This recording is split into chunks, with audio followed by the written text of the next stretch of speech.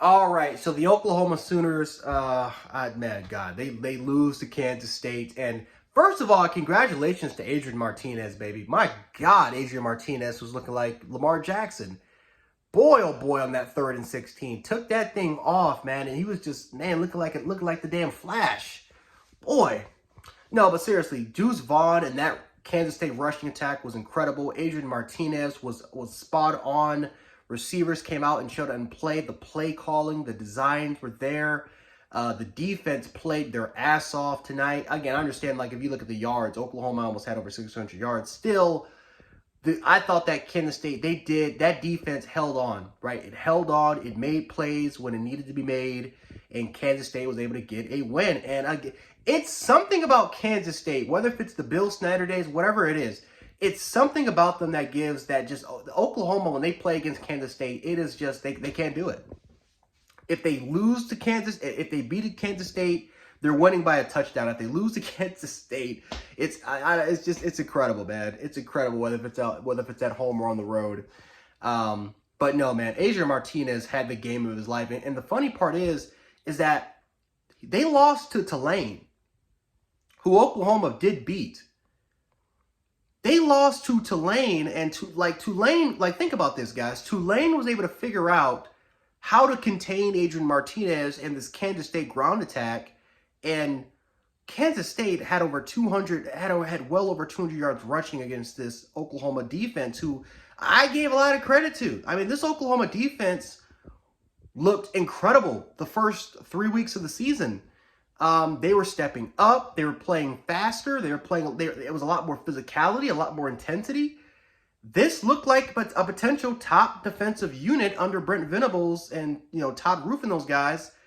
And then all of a sudden the Kansas State game came, and now we're just kind of facing reality. And this is why I hate the first 3 weeks of college football. I'm going to have to make a video on this, but this is why I hate the first 3 weeks of college football, because we are deceived. The first 3 weeks are extremely deceiving, because you're playing against FCS competition or lower Power 5 or Group of 5 teams, and then boom, all of a sudden you go against actual conference opponents. Now we have actual conference games to this point, and you're kind of getting exposed. And it's not just Oklahoma, it's a lot of teams today. A lot of teams got exposed for what they are, for what they potentially are.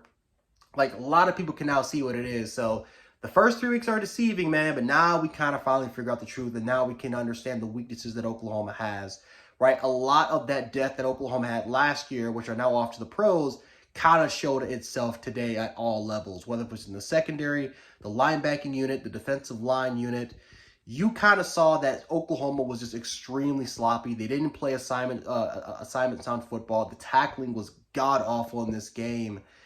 And again, they were getting pressure on Martinez, but the problem was that Martinez, with how mobile he is, was able to escape pressure. But the most shocking part, again, a lot of people underestimate Deuce Vaughn's size because he's only 5'6", 185 pounds. But how well he was able to run in between the tackles was just absolutely surprising, especially a team like Oklahoma, who was definitely a lot more physical, at least going into this game, compared to Kansas State, who again lost to Tulane. Tulane was able to figure out, and now you have a top 10 squadron in Oklahoma who can't figure it out. Just unbelievable. Dylan Gabriel, I know a lot of people look at the stats and say that Dylan Gabriel had an incredible game, but again, if you watch this game, Oklahoma fans will even tell you he did not have the best game. I thought he played okay, thought he played a solid, but he did not really play up to the level that Oklahoma fans wanted him to have. Again, the offense made a lot of, they made mistakes of their own. The play calling by Jeff Lebby really wasn't the best, especially in the first half. But Kansas State just seemed more intense. I mean, I don't know. It's like this. I mean, you might have to make this a rivalry, honestly. I don't know if Oklahoma fans think that, I don't know if they consider this a rivalry or Kansas State considers this a rivalry. This actually has to be a rivalry because Kansas State just has the blueprint.